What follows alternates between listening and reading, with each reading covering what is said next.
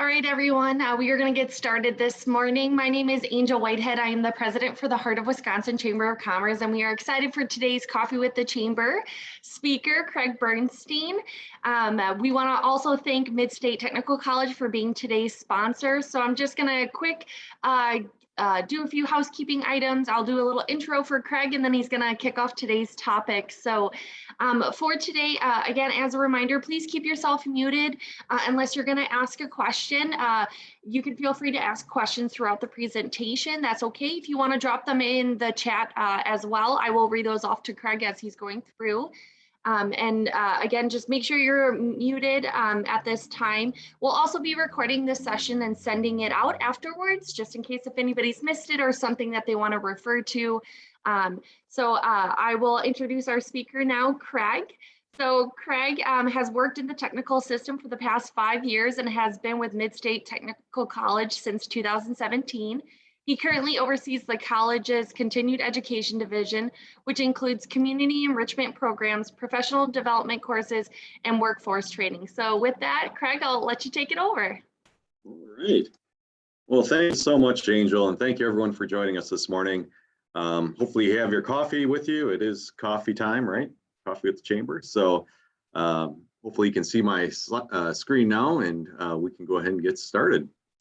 Like Angel mentioned, yes, I oversee all of our continuing education here at the college. So that does include all of our fun community enrichment programs, our professional development programs, and then of course the on-site and on-campus workforce training offerings that we have here as well. So a quick plug for MidState, feel free to check out the website, mstc.edu, and check out our current catalog of offerings. All right, so this morning we're going to talk a little bit about what kind of challenges the current workforce issue is that we're seeing here in central Wisconsin, including some of the labor markets, things like that. When I refer to the Mid-State District, what I'm really looking at is those 3 counties primarily that Mid-State serves, that being Adams, Wood, and Portage County. We actually touch parts of Juneau, Waushara, Marathon, Clark, and Jackson.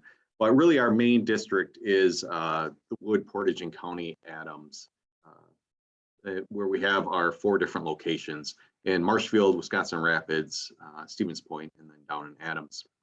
MidState Technical College is one of the 16 technical colleges in the state. So we offer associate degrees, technical diplomas, and local certificates in order to prepare people to enter the workforce or to upskill in the workforce. When we talk about the current challenges of the workforce in our area, of course, the main one that always comes up, and I'm going to date myself a little bit here, but hopefully some of you will recognize this. I feel like Clara Peller. Does anyone remember Clara Peller from the old Wendy's commercials? Driving around going, "Where's the beef?" I feel like Clara Peller going, "Where's the workforce, right? Where is everyone? Why do all these job openings happening at all these different companies across all these different industries?" It's just astounding, the situation that we're in right now. And with that, of course, comes what I have termed the turnover tsunami, that we use that term of people just finding these different opportunities because there's so much out there right now. That people are just leaving their jobs and trying something new, maybe not even in the same industry that they were in. We know that people job hop. That's nothing new, but the pandemic, I think, really kind of held people in place a little bit longer than maybe they would have. And now we're seeing that people are just leaving and trying different jobs. And I'd mentioned, not even in the same industry. I read a statistics the other day that most 30-year-olds have had 5 jobs before that they're 30. And we're not talking about seasonal jobs in high school. We're talking about actual full-time jobs that they've switched employers over 5 times now before that they're 30. Of course, some other issues that we need to concern ourselves about, we're still in this COVID situation. So we have pandemic-related issues. Of course, now with the vaccine mandate, it's something that we're going to have to navigate. I guess at this point, if you ask me what's my recommendation, Be prepared. I don't know if it's gonna, OSHA's standard, emergency standard is gonna survive. The last 6 that have got challenged in court, I think only 1 actually survived a court challenge. So, but be prepared if, in case it does happen to survive that court challenge, have a plan in place. But at this time, I guess kind of just wait and see what's going to happen with that vaccine mandate. Of course, remote workforce, that's going to be another issue going forward. It's something that we're going to have to learn to live with. People enjoy working from home. SHRM just put out a report maybe a month ago now saying 56%, 60%, somewhere in that neighborhood of the workforce would be willing to take a pay cut in order to stay home working remotely. So that's something we're gonna have to keep in mind as we're thinking about recruiting our future workforce and retaining the workforce that we have. And succession planning, always one of those issues that we need to concern ourselves as we move forward in the future. We know the baby boomers are leaving. We got to find those people that are going to take their place. And then corporate social responsibility. Younger generations are more concerned about what the company does and how they're impacting the environment and the world around them. And of course, just the diversity, equity, and inclusion issues. Something, that again, in the world that we live in today is taking a forefront. And we'll have to, really take a look at some of those issues in our workplace too, as we think about recruitment and retention. But really what we want to focus on right now is where is the workforce? Where are we going to find the workforce, and how are we going to retain the people that we have? Taking a look at nationally at the workforce picture and the population, we're seeing those talent shortages at a 15-year high. By 2023, approximately 75 million baby boomers are going to be exiting the workforce or will have exited the workforce.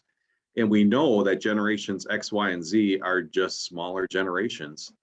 When we take a look at the current US population, it's increasing. But the reason why it is increasing is because Americans are living longer, not necessarily that we're having more children. We know that on average, back in 2000, the average age of the American was 35.3. In 2010, that average age jumped up to 37.2. We're still waiting on the 2020 numbers, but all signs are showing that's going to increase maybe to that almost 39 age for the average American. The US birth rate has dropped since the Great Recession. Normally you see about 2.1 is on average in order to have a stable population. Currently, the US birth rate is at 1.86, and that's how many babies women are having, of course. So 2.1 is considered for the stable population. We're currently at 1.86. So again, the increase in population is primarily due to Americans living longer. So if we take a look at what kind of generations we have in our workforce, we currently have 5 different generations, which is kind of unique for this point in history. We really haven't had that many generations in a workforce at one time before. Of course, the silent generation, the greatest generation, the traditionalists, whatever you want to call them, those in between the ages of 76 and 96 only make up about 2% of the workforce. We know that they're primarily those figurehead type positions. They're not out there doing a lot of the roofing and manual labor, primarily in the service industry or in those C-suite type jobs. The baby boomers, of course, we know those are reaching, the baby boomer generation is reaching retirement age. Approximately 10,000 a day reach retirement age. I think in 2025, I think that was the time, is when the baby boomers are no longer going to be retiring or reaching that retirement age. At that point, it's going to be Generation X is going to be hitting that retirement age. So at no point was Generation X ever the largest generation in the workforce. The millennials took over that designation back in 2016, or excuse me, I think that was 2017. Or no, yeah, 2016. I apologize. It's right there on the screen. So the millennials took over the baby boomers as the largest generation in the workforce back in 2016. So Generation X never was the largest generation in the workforce, and is estimated that the millennials will make up 75% of the global workforce by 2025. Of course, now we see that Generation Z, or the I generation, whatever you want to call them, now entering the workforce as they reach 18, 19, 20 years of age, currently making up 5% of the workforce, but that's just going to keep increasing as we move forward. As we look at the populations of the state of Wisconsin, we know that our population is increasing, again, because primarily of aging adults. That's what that yellow line is showing there. The labor force, though, is going to be kind of remaining steady. And that's primarily due to, we could track that through school enrollment. Of the 12 public school districts that MidState has within our area, we've seen a net decrease of 13% over the last 10 years. Marshfield Unified is primarily remaining flat, but Stevens Point down a tick, Wisconsin Rapids down 13%, Nakusa down 14%, Adams Friendship, of course, down in Adams County there, down 21%. So we know that this generations coming up behind us right now are smaller, graduating less, of course, than previous generations. So we're really going to feel this crunch here coming up. In 2010, the population under 65, or excuse me, 65 years or older was about 13.7%. And now 2019, the latest data I could find, we're already at 17.5%, greater than 65. So we know that our population is going to continue to grow as people live longer. So the just demands for services are going to continue to increase, but the workforce may not be there for that. So let's take a quick trip back in time. 2019, our unemployment rate for Wisconsin was at 2.8%. Of course, this was pre-pandemic. For our area, Portage County was at 2.9, Wood County 2.9, excuse me, Portage was 2.5, and then Adams was at 3.5, which is really low for Adams. So 2.96 unemployment rate for the entire MidState district. Again, those three counties we're looking at there. As we move into 2021 at this time, we're looking at a 3.3% unemployment rate in Wisconsin. US is at 4.6. These are September numbers. October numbers aren't out yet. Should be soon. For MidState's district in September, Portage County's 2.9, Wood 3.6, Adams 5.0. So what this is telling us is we're basically right back to where we were pre-pandemic. In September of this year here, we're looking at roughly 2,700 people who are unemployed in our district, according to the data there from DWD. What that means is, all right, well, there's 2,000 people in our district, or almost 2,700 people in our district not working. How do we pull them into the workforce? Are they just sitting at home collecting unemployment? What's going on with these people? Well, that narrative doesn't really hold water, because when we look at the unemployment claims, this is for last week, Adams County only had 75 people claiming unemployment. Portage County only had 262, and Wood County only has 320 people collecting unemployment. So I know it's a little bit early for math, but I know 75 plus 262 plus 320 doesn't equal 2,700. That's only about 650. Wait a minute. So if these people aren't just staying at home collecting unemployment, where are these 2,000 people? What are they doing? how are we going to account for this? Are they scared to go back to work because of the pandemic? Are they taking care of children? Are they taking care of elderly parents? Are they working in some sort of cash gig economy where they're not getting recorded? 2,000 people who aren't collecting unemployment but aren't employed. I mean, that's not a whole big number to begin with, considering that we have over 80,000 that are working in our 3-county district. So that doesn't leave us a whole lot of pool to pull from. Hopefully that makes sense to everyone. So where does this leave us? Well, 25% of our workforce is retiring, with the baby boomers retiring. We're losing all that skills and knowledge. The population, of course, is going to, like I mentioned, remain constant, which means demands for goods and services is going to remain constant. And we're graduating smaller high school classes. Those that want to work are working. What are we going to do? Well, we're going to have to learn to live, or going to have to learn to do more with what we already have. So there is no one easy fix. I'm sorry, I wish I had that silver bullet for you, but it doesn't exist. We're just going to have to be more strategic in our recruiting. And what do I mean by being strategic? What I'm really talking about is when we're looking at who are we going to recruit, what do we need to do to attract them? Are we looking to recruit millennials, Generation Z, older folks?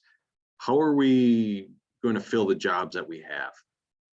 If we're going to target a certain demographic, we need to make sure that we're reaching that demographic. The millennials, if it's on Facebook or Snapchat, or trying to think of the other things my kids look at nowadays, the TikTok, how are we reaching these audiences?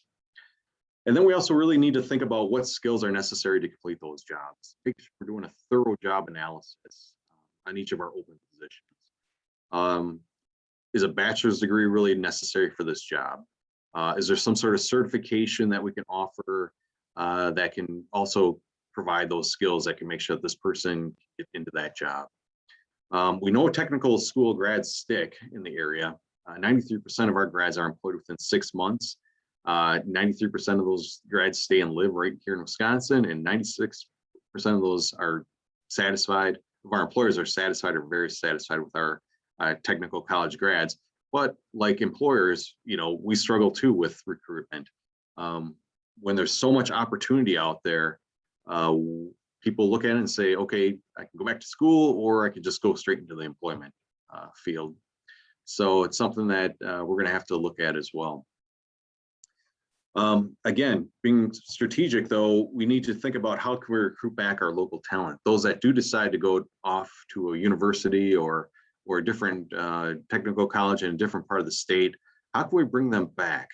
I know the state of Wisconsin for a while had a program where they were trying to recruit people out of Illinois and the Twin Cities with some different advertising programs. I don't know how successful that was. But we can't give up on it. We still need to bring people back into our area or attract them to our areas. We want to make sure that we're reviewing our job postings to ensure that we're actually advertising for the job that we're filling. Nothing's going to turn off a recruit faster than posting a job and promising them something, and then turns out that that job really isn't what was promised in that job posting. So when you're doing your job analysis, take a look at that job, see what skills are vital to that job, and then make sure that that's reflected in your job postings. And finally, you got to take a look at your benefits too. I mean, what are you offering? What's going to make you that employer of choice over someone down the street? Again, with so many job opportunities out there, do you have reimbursement for tuition? Do you have something to help pay off student loans? Do you have signing bonuses? I've seen signing bonuses range from $500 up to $10,000 over in Fox Valley. A medical center was offering a $10,000 sign-on bonus for nursing. So not saying you have to go to that extreme, but just something you need to be thinking about. Is that going to sway someone's decision whether or not to join your organization? Pet insurance. That's the big one I've heard now too as recruitment. and a retention strategy. I don't know if it's going to make a difference if someone's weighing your organization versus somewhere else, but having them that option of signing on for pet insurance might sway them. So again, some things to think about. Again, there is no one magic bullet. There's no one silver bullet, except for, of course, the core silver bullet, which a few of those might help ease the pain for a little while. But we need to think about really what we're going to do to make sure that we're becoming the employer of choice in our area. But that, of course, means that we need to know what we want and what we have. As much as we wish it were so, none of these creatures actually exist. I mean, it'd be great to see a jackalope out in the wild or a bird with teeth, but they're just not out there. You're not going to find that recent college grad with 20 years experience. We need to be realistic on our expectations, and maybe that means taking a chance on some candidates that maybe if in a different time, we would have put in the no pile right away. We need to be thinking about, all right, what can we do with this person? Can we give them some training? Can we mold them? Can we shape them? And maybe who knows, we can find a unicorn in the rough. But what we do need to do is keep the people that we have. With that turnover tsunami that I had mentioned earlier, people may be looking to jump ship. So what can we do to really make sure that we're holding on to the folks that are with our organization?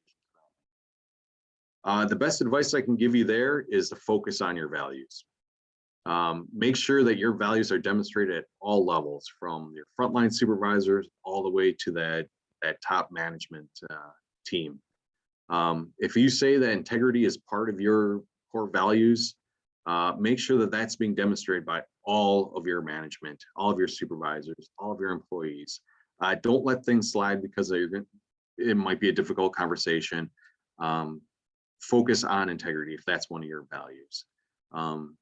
Say what you do, and then do what you say. You need to, and that then falls on communication expectations. We need to make sure that we're communicating exactly what needs to be done, that we're communicating our story, that we're communicating in an effective manner. Most conflict is a result of miscommunication. It's just a failure to connect with a person. So we want to make sure that when we do communicate our expectations, that we're using the right words, we're using the right voice, or we're using the right body language. I'm sure some of you have seen, these kind of breakdown of communications before. Should be nothing too new to you, but communication is so important, and we want to make sure that communication is consistent throughout our organization as well, to keep people engaged there. And by increasing engagement, it's more than employee satisfaction. Really, employee engagement is about motivation. We want to make sure that our employees are motivated to be there. So what do? We need to share the why our company exists. I mentioned corporate social responsibility before. Do people know why we exist? I mean, yeah, they come here, they get their paycheck, they know that we make this part, but do they know why this part is important? Whether that's a final product or a part that goes into some other product. Why do we exist? What makes us special? Why do people use our services? Why do they use our products? Make sure everyone in the company knows that. Connect that to the larger picture. Explain why their work here is helping people or providing this service to people. We want to promote through personal connections. It's more than just coming in and saying, hey, how was your weekend? It's, talking to them, learning about their families, making those personal connections with people. And we want to make sure that we're recognizing their efforts through special events. I heard a great term the other day. A company I was talking with I was asking about their retention strategies, and they say we're constantly trying to figure out ways to surprise and delight our employees. I thought, wow, that's a great term. Surprise and delight your employees. Whether that's, walking through and giving them a $5 gift card to a coffee shop or a $5 gas card. Just a random way to surprise and delight your employees, can help increase that engagement. Nothing's going to increase engagement more though than including them in the decisions that you can make. If you have a decision that they can be a part of, they're going to feel like they have buy-in. They're going to feel motivated to make sure that the decision succeeds, that's successful. So if you have an opportunity to include your employees in some decision making, that's really going to help with employee engagement there. So with that, I guess I would just challenge you to say, what efforts are you making to attract and retain your talent? We know that if we have the opportunity to have incentive programs, that's going to increase retention. It's also going to serve as an attractant to future candidates. We want to make sure our employees are acting as recruiters. They know the ins and outs of our company. They know what's good, they know what's bad. We want to make sure that they're out there promoting the good, and that if there's some bad that they're seeing, that we're addressing it, that they're feeling like they're being listened to, that the company cares about them, so that way they can go out and recruit on your behalf. If you don't have a referral plan yet, I would highly recommend that you look into that. Whether that's if an employee brings in someone for a job interview, maybe that's $100.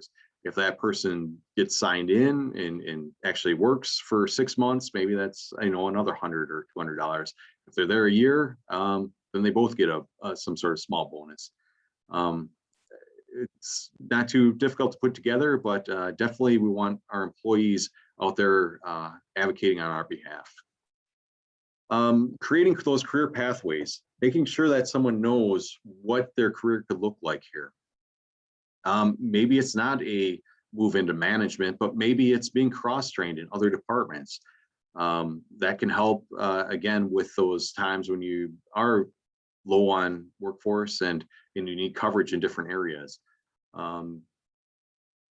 Just giving that opportunity for them to move forward and develop in their career, again, is going to make you one of the people that they want to stay working for. And that's, offering through those development opportunities.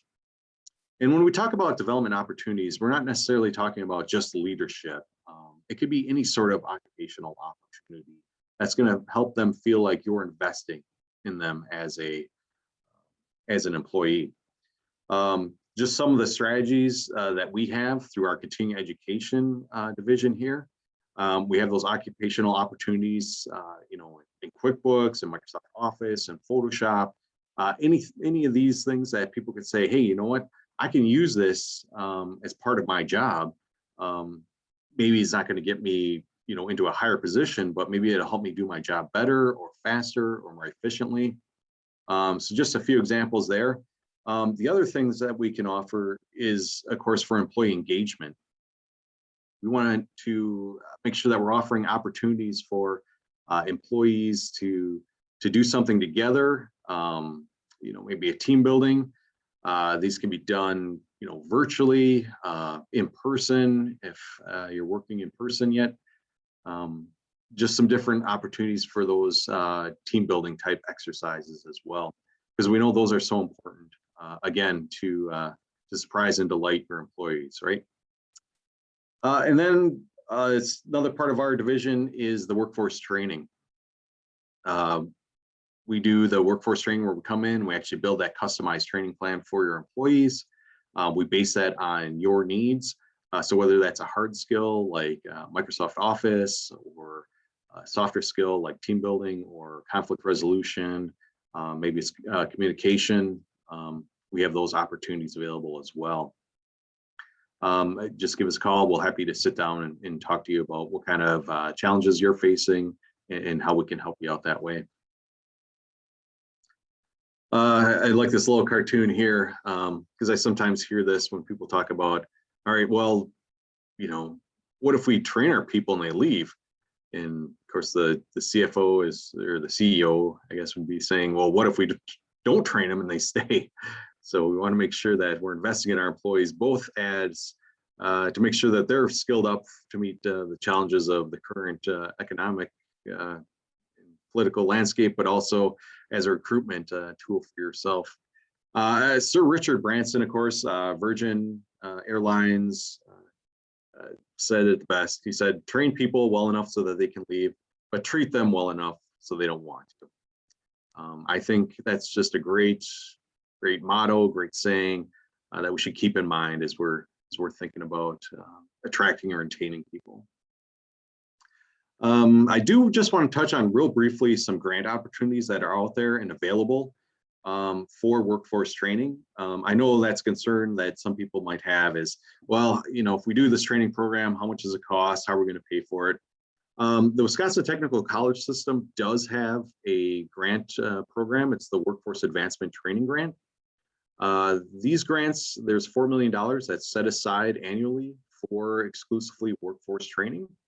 It is distributed, though, through the Wisconsin Technical College System. So MidState competes with the other 15 technical colleges to receive some of this grant money. The grant awards are between $2,500 all the way up to $200,000 per project. And they usually cover about 50% of the training costs.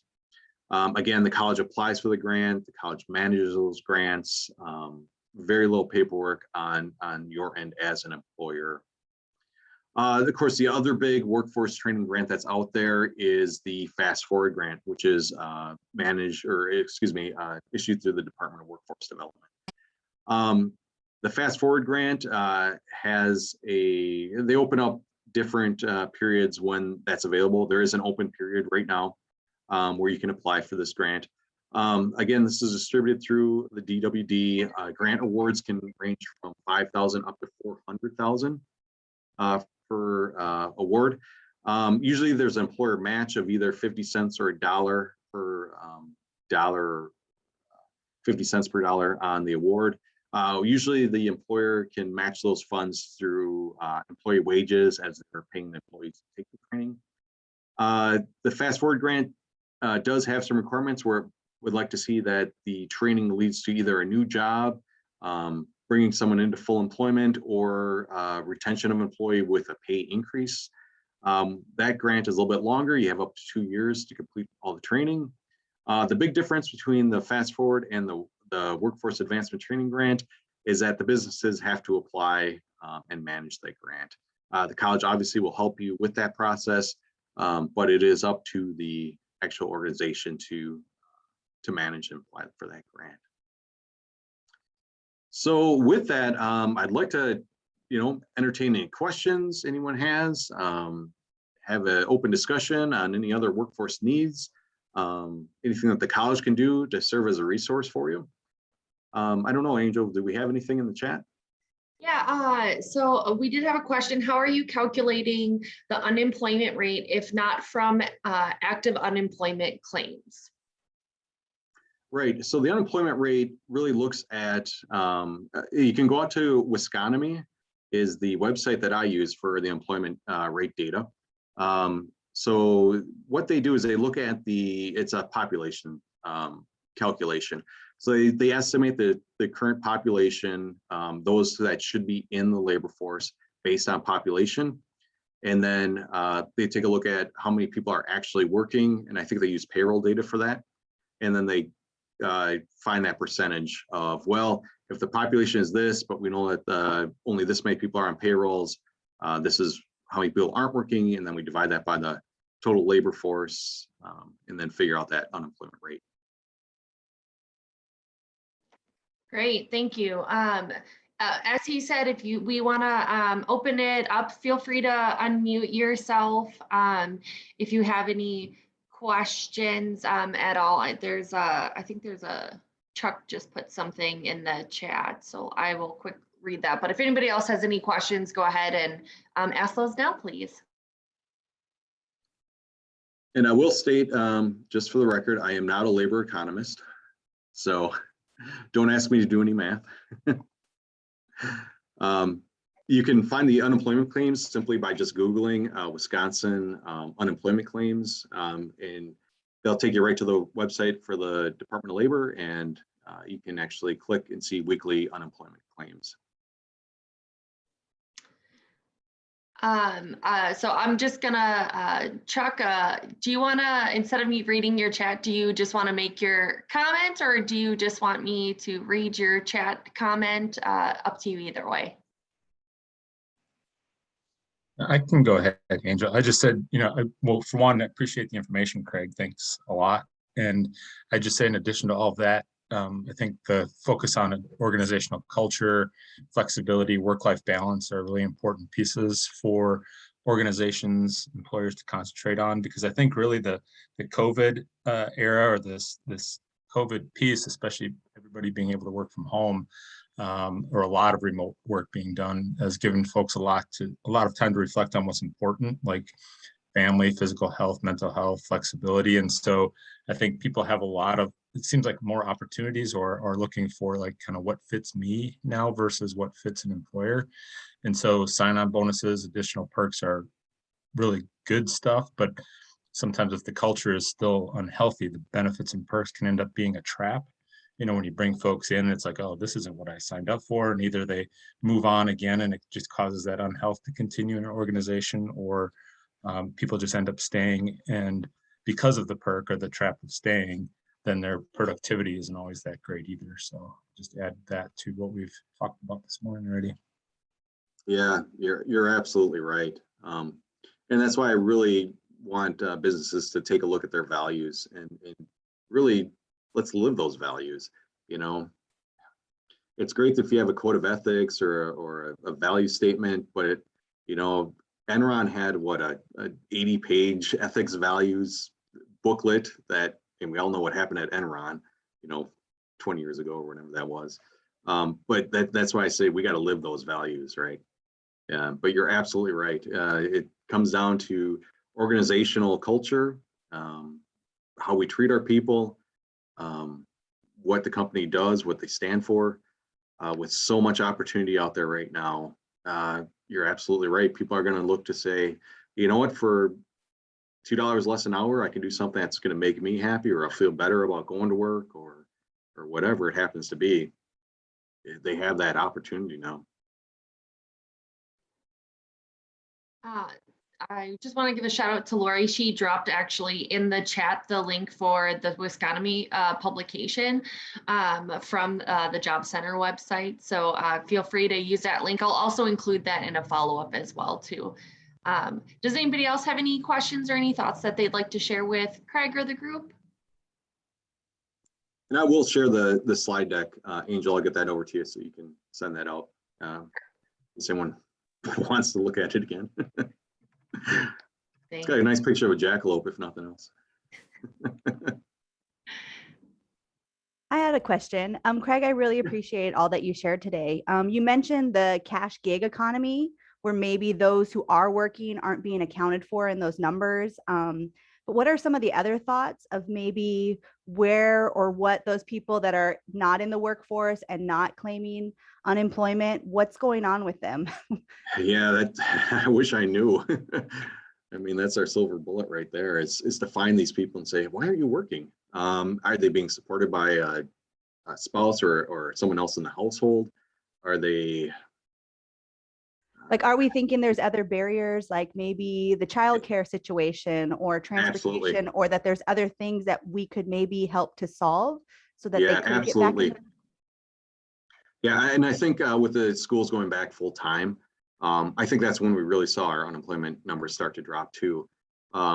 With when the schools were closed during the pandemic, obviously someone's got to stay home with those younger children. And so they had to either try to work from home or drop out of the workforce. So I think we did see some of those people coming back in, but we know childcare is a huge issue, and it's such a vicious, I don't want to say vicious, that's the wrong word. It's such a tangled cycle that at what point you have so many people, you can only have so many people, working in daycare centers or child care centers for that $13, $12 an hour.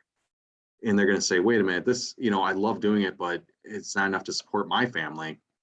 Well, in order to get more people, to attract more people into that kind of service, we have to pay them more. But that means then we have to charge more for our childcare. And then at that point, the parents are saying, well, wait a minute, why is one of us working if all of our money is going to childcare? Maybe one of us would just stay home then with the children instead and have that experience. Obviously being home with your children all day so I don't know how to untangle that circle.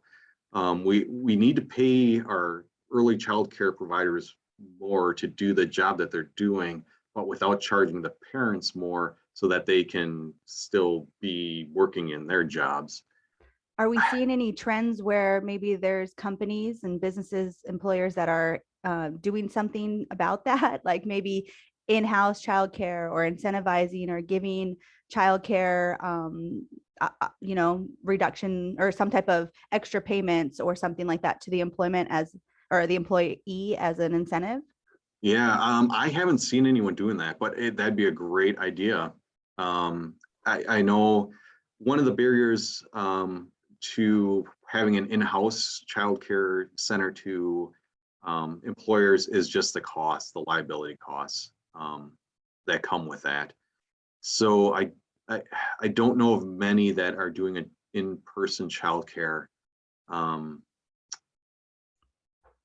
But maybe a stipend or some sort of perk that way, I think would be a terrific idea. And I think that would definitely make you stand out as an employer. What I have seen an increase in is the on-site healthcare clinics. I know there's a couple organizations in our district that have full on-site clinics for both employees and families that they can use. I know there's a manufacturer in our district that has on-site physical therapy person that comes in twice a week to do help the employees with their wellness plan as well, but also any physical therapy issues that they might be having. Healthcare, childcare, those are all big, giant issues that we need to, take a look at as employers. Thanks for speaking on that. Yeah. I wish I had a clear silver bullet for you there, but I just know that we have an early childcare program here at MidState. And the students that go through that, great students, they love it, but it has one of the lower retention rates as far as how many are still in that field after 5 years. And again, it's just because the wages, top earnings are maybe $15 an hour. It's tough, especially when you have Quick Trip and everyone else paying more than that or equaling that. We see the same things with CNAs though too, right? Nursing assistants. We try to give those, you see the CNA signing on bonuses quite a bit, but again, as Medicare reimbursed facilities, they can only pay those CNAs so much. So. Any other questions for Craig or any comments?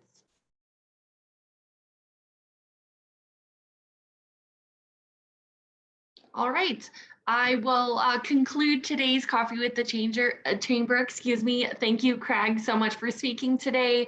Again, I will have a follow-up email with to everyone with the recording as soon as I get it up on our YouTube channel, and then with the slide deck and any additional resources he mentioned today. So thank you, everyone, and I hope you have a wonderful Wednesday, and we'll see you next time.